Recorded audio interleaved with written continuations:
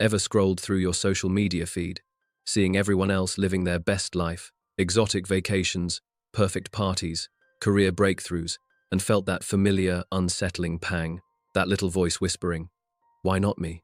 What am I missing out on?" You're not alone. That feeling, that gnawing anxiety, has a name: FOMO. The fear of missing out. It's more than just a fleeting thought.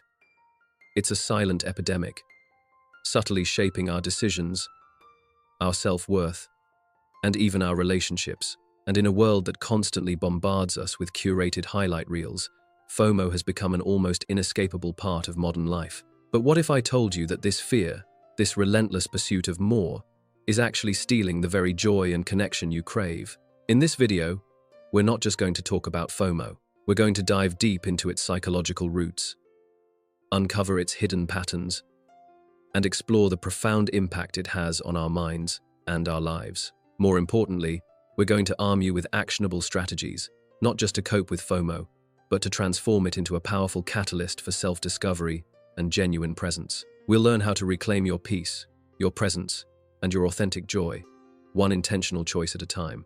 So, grab a warm drink, settle in, and let's begin this journey together. Because understanding FOMO is the first step to truly living a life that feels rich and fulfilling, not just outwardly impressive. And trust me, the insights we're about to uncover might just surprise you. Think about it for a moment. When was the last time you felt that familiar tug of FOMO? Was it seeing a friend's perfect vacation photos, or hearing about a social gathering you weren't invited to? Perhaps it was a career opportunity you didn't pursue, or a trend everyone else seemed to be jumping on. This feeling, this pervasive anxiety that you might be missing out on rewarding experiences that others are having, is incredibly common. In fact, studies show that a significant portion of the population, especially younger generations, experiences FOMO regularly. It's not a sign of weakness. It's a deeply human response to a very specific set of modern circumstances. But where does this feeling come from? Is it a new phenomenon, born from the digital age, or something far older, deeply embedded in our evolutionary wiring? Well, the truth is, it's a fascinating blend of both. Our ancestors, living in small tribal communities, relied heavily on social connection for survival. Being excluded from the group could literally mean the difference between life and death. So, our brains evolved to be highly attuned to social cues, constantly scanning our environment for signs of belonging or exclusion. This ancient wiring, this primal need to be part of the tribe, is still very much active within us today. Fast forward to the 21st century, and this ancient instinct is now being supercharged by an unprecedented level of social information. We're no longer just comparing ourselves to the few dozen people in our immediate village. We're comparing ourselves to thousands, sometimes millions, of carefully curated lives on our screens.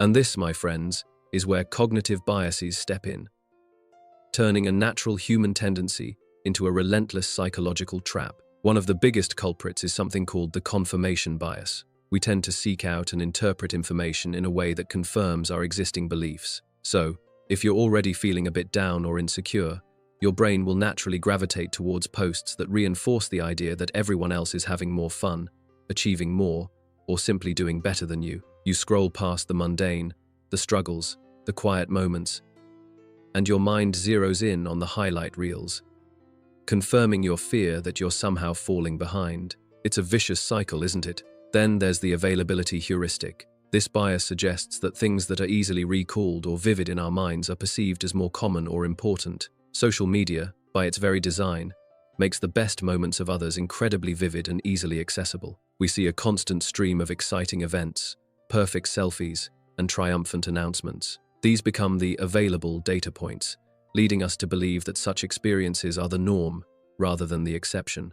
We forget that behind every perfectly filtered photo is often a messy reality, a dozen failed attempts, or simply a moment that lasts only a fraction of a second. Consider the illusion of abundance. Never before in human history have we had so many choices, so many opportunities, so many potential paths laid out before us. From what to watch on Netflix, to where to travel, to what career to pursue, the options are seemingly endless.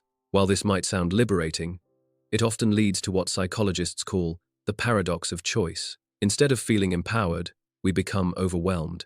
We fear making the wrong choice, or choosing something good when something better might be just around the corner. This constant awareness of alternative possibilities fuels FOMO, making us perpetually anxious that we're not optimizing our lives to their fullest potential. Is more always better, or is it just more?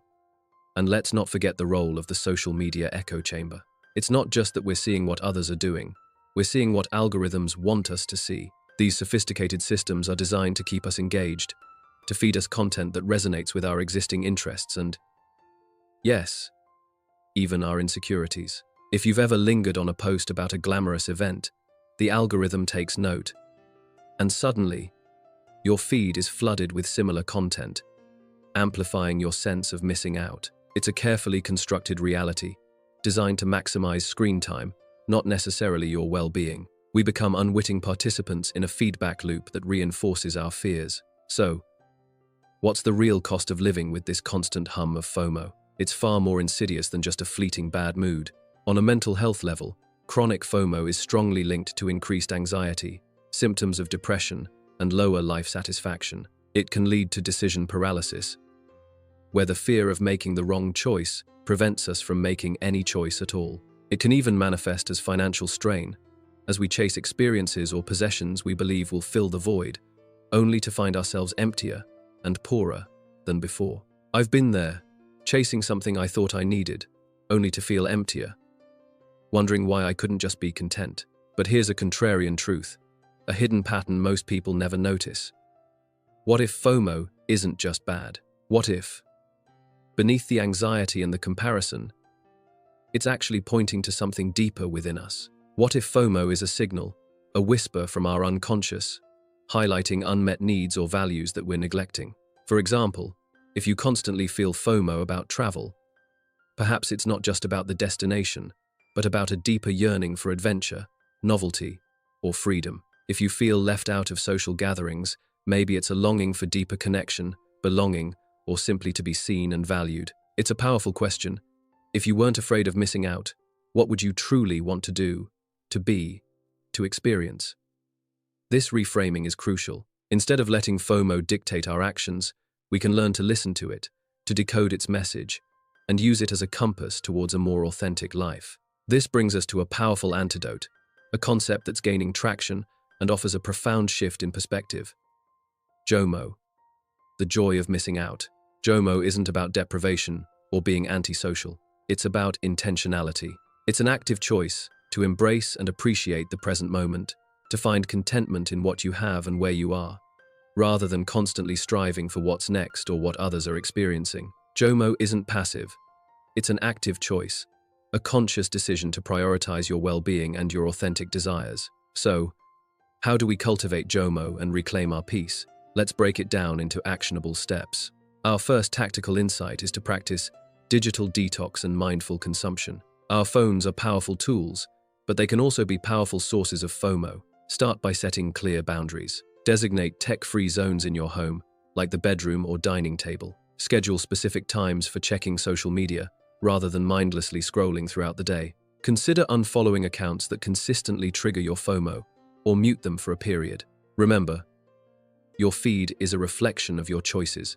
You have the power to curate it into a space that uplifts you, rather than drains you. Even a 30-minute digital break can feel incredibly liberating. Next, let's focus on cultivating presence. This is where philosophical wisdom meets modern psychology. The present moment is all we ever truly have. Yet, we spend so much time either dwelling on the past or worrying about the future, or, thanks to FOMO, obsessing over someone else's present. Mindfulness practices, even simple ones, can dramatically shift your focus. Try a 5-minute meditation, or simply pay attention to your breath for a few moments. Engage your senses fully in everyday activities. Truly taste your food. Feel the warmth of your coffee cup. Listen to the sounds around you. When you are fully present, there is no space for the fear of missing out, because you are fully immersed in what is. This isn't about ignoring the world. It's about experiencing your time's world more deeply. Our third actionable step is to define your values and priorities. What truly matters to you, not what society dictates, not what your friends are doing, but what resonates with your deepest self. Take some time to reflect on your core values. Is it connection, creativity, adventure, security, learning, contribution? When you are clear about what truly drives you, the allure of what others are doing loses its power. You can then align your choices and your time with what genuinely fulfills you. When you know your why, the what others are doing loses its power because your internal compass is guiding you. Fourth, embrace imperfection and vulnerability. A huge part of FOMO stems from the pressure to present a perfect, enviable life. We see curated perfection online and feel inadequate in comparison. But true connection, the kind that nourishes the soul, comes from authenticity, not perfection. Be vulnerable, share your struggles, your doubts, your real moments, not just your highlight reel. When you embrace your imperfections, you free yourself from the exhausting charade of always having to be on or doing something amazing. Authenticity builds deeper connections than curated perfection ever could, and ironically, it's often our vulnerability that makes us most relatable and loved. Finally, and perhaps most powerfully, practice gratitude. Shifting your focus from what's missing to what's present, from what you don't have to what you do, is a game changer. Keep a gratitude journal. Even if it's just listing 3 things you're grateful for each day. Express gratitude to the people in your life. Gratitude literally rewires your brain for happiness. It trains your mind to seek out the positive, to appreciate the abundance that already exists in your life, rather than constantly scanning for perceived deficiencies. This isn't about ignoring challenges. It's about cultivating an inner resilience that allows you to face them with a fuller heart. Remember that young adult we talked about earlier, constantly scrolling, feeling anxious about missing out? Imagine them taking these steps. Imagine them putting down their phone, looking up, and truly seeing the beauty in their own quiet moments. Imagine them realizing that the most profound connections aren't forged through likes and comments, but through shared laughter, deep conversations, and simply being present with the people who truly matter. The twist, the profound shift in perspective, is realizing that true connection comes from presence, not posts. From being fully engaged in your own life, not just observing someone else's. You are the author of your life, not a passive reader of someone else's highlight reel. You have the power to reclaim your narrative, to choose what you pay attention to, and to decide what truly constitutes a rich and meaningful existence for you. What story do you want to tell with your one wild and precious life? Will it be a story of constant striving and comparison, or a story of intentionality, presence, and genuine joy? In summary, FOMO is a complex psychological phenomenon rooted in our evolutionary past and amplified by modern technology. But by understanding its mechanisms, by recognizing the cognitive biases at play, and by actively cultivating JOMO through mindful consumption, presence, defining our values, embracing imperfection, and practicing gratitude, we can break free from its grip. We can transform fear into freedom and comparison into contentment. So, I challenge you. For the next 24 hours, try one of these actionable steps. Put your phone away for an hour. Practice 5 minutes of mindful breathing. Write down 3 things you're grateful for.